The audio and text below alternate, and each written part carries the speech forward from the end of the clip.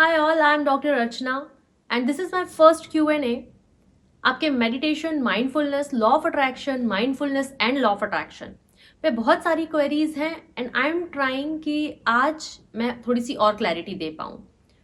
बिना किसी देर के स्टार्ट करते हैं फर्स्ट क्वेश्चन से, दैट इज मैम मेडिटेशन और माइंडफुलनेस में क्या अलग है? मेडिटेशन मोर देन 100 टाइप्स होते हैं और वो यूजुअली सारे ही मैक्सिमम एटलीस्ट एक जगह पर बैठ के होते हैं।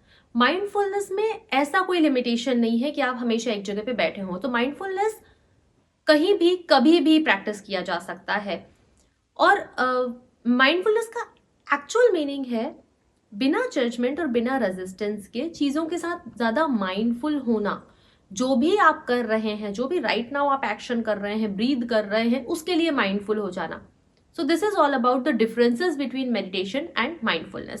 Now the second question is, ma'am meditation में स्ट्रेट क्यों बैठना है?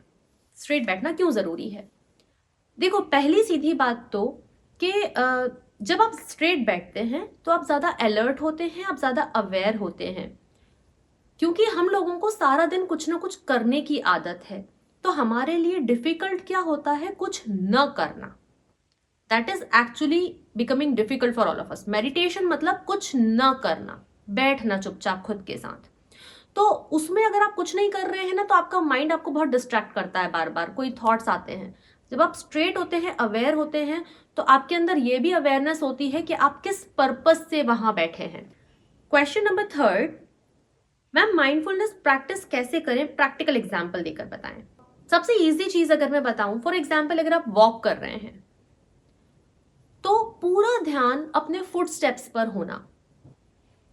अगर आप हैंड वॉश कर रहे हैं तो सारा ध्यान अपने हाथों पे होना, the way your hand touches each other, जैसे पानी का टच जब हाथों पे आता है।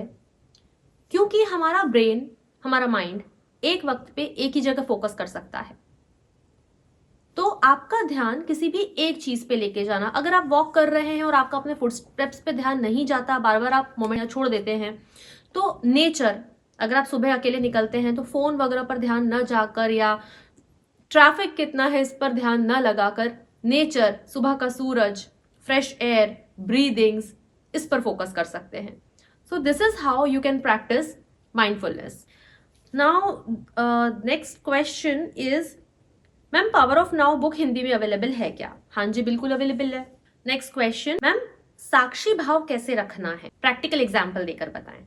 लेकिन उसके पहले अगर आप चाहते हैं कि हम इस तरह से, अगर ये सेशन आपको हेल्प कर पा रहा है और आप चाहते हैं हम और भी इस तरह से Q&As करें, क्वेश्चन आंसर सेशन एपिसोड्स, तो आप कमेंट कर सकते हैं Q&A और इसके साथ अपनी क्वेरी भी छोड़ सकते हैं। जो भी आपका डाउट या क्वेश्चन है in the comment box, I will try my best कि आपकी क्वेरीज जरूर सॉर्ट आउट हो, आपको ज्यादा क्लैरिटी मिले।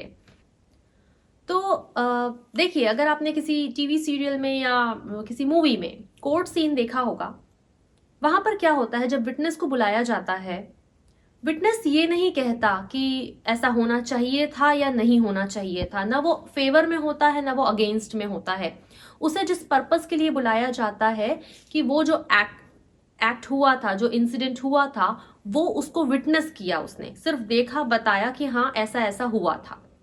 सो यही होता है साक्षी भाव। हम लोगों के साथ प्रॉब्लम क्या होती है, हमें जो फीलिंग्स अच्छी लगती हैं वो तो हम और ज्यादा जीना चाहते हैं, हम उन फीलिंग्स से अटैच हो जाते हैं, और जो फीलिंग्स हमें नापसंद होती हैं उन्हें हम बैड के तौर पे जज करते हैं और रेजिस्ट करते हैं।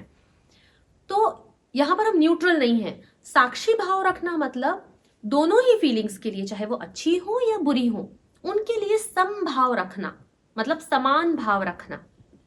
अच्छी कोई थॉट आया, कोई मेमोरी आई, तो उसको भी एक्नॉलेज कर लेना कि हाँ ऐसा ऐसा हुआ, ऐसा फील हो रहा है मुझे।